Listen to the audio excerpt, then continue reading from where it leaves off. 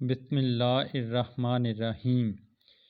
ذالک الکتاب لا ریب فیہ ھدی للمتقین۔ ذالک وہ یا یہ، الکتاب کتاب ہے، لا نہیں، ریب کوئی شک، فیہ اس میں، ھدی ہدایت ہے، للمتقین واسطے ان کے جو متقی ہیں۔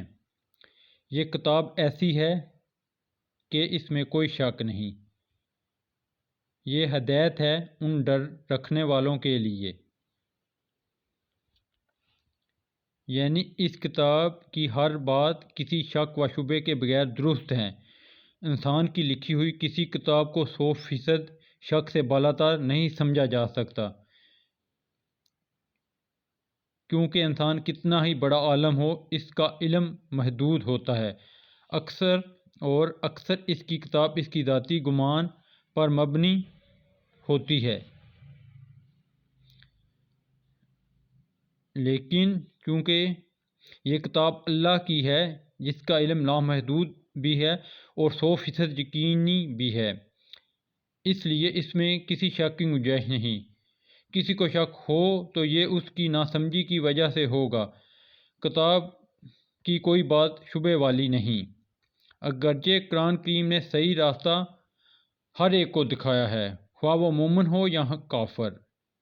اس لیے اس کے معنی کے لحاظ سے اس کی ہدایت سب کے لیے ہے۔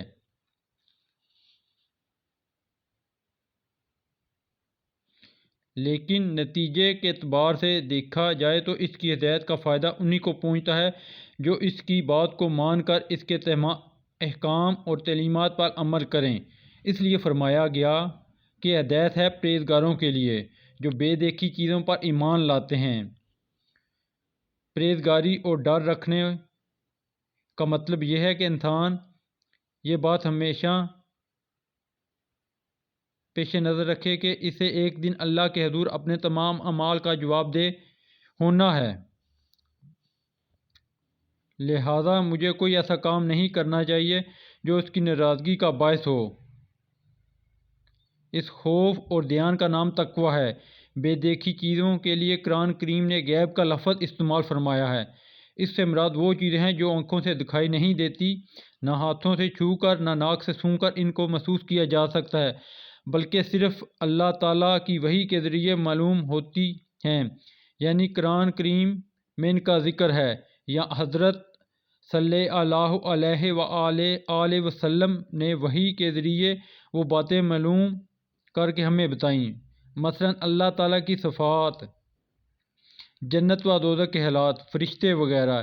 اس آیت میں اللہ تعالیٰ کے ان متقی بندوں کی تعریف کی جا رہی ہے جو غیب کی چیزوں کو بغیر دیکھے صرف اللہ تعالیٰ اور اس کے رسول صلی اللہ علیہ وآلہ وسلم کے ارشادات پر یقین کر کے دل سے مانتے ہیں،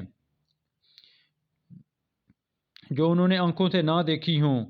یہ دنیا چونکہ امتحان کی جگہ ہے، اس لیے اگر یہ چیزیں آنکھوں سے نظر آ جاتی اور پھر کوئی شخص ان پر ایمان لاتا تو کوئی امتحان نہ ہوتا۔ اللہ تعالیٰ ان چیزوں کو انسان کی نگاہوں سے پوشیدہ رکھا ہے، لیکن اس کے وجود کی بے شمار دلیلیں مہیا فراہم کی ہیں کہ جب کوئی شخص ذرا سا انصاف سے غور کرے گا تو ان باتوں پر ایمان لے آئے گا اور امتحان میں کامیاب ہوگا۔ قرآن کریم نے بھی وہ دلائل بیان فرمائے ہیں جو انشاءاللہ آگے آتے رہیں گے۔ صرف ضرورت اس بات کی ہے قرآن کریم کو حق طلبی کے جذبے سے غیر جانبدار ہو کر پڑھا جائے اور یہ خیال دل میں رکھا جائے کہ یہ معاملہ ایسا نہیں کہ اس میں لاپرواہی برتی جائے۔ یہ انسان کی ہمیشہ کی زندگی کی بہتری اور تباہی کا معاملہ ہے، لہذا یہ ڈر دل میں ہونا چاہیے کہ کہیں میری نفسانی خواہشات قرآن کریم کے دلائل ٹھیک سمجھنے میں رکاوٹ نہ بن جائیں۔ اس لیے مجھے اس کی دی ہوئی ہدایت کو تلاش حق کے جذبے سے پڑھنا چاہیے اور پہلے سے دل میں جمے ہوئے خیالات سے ذہن کو خالی کر کے پڑھنا چاہیے تاکہ مجھے واقعی ہدایت نصیب ہو۔ یہ ہدایت ہے ڈرنے والوں کے لیے، اس کا مطلب یہ بھی ہے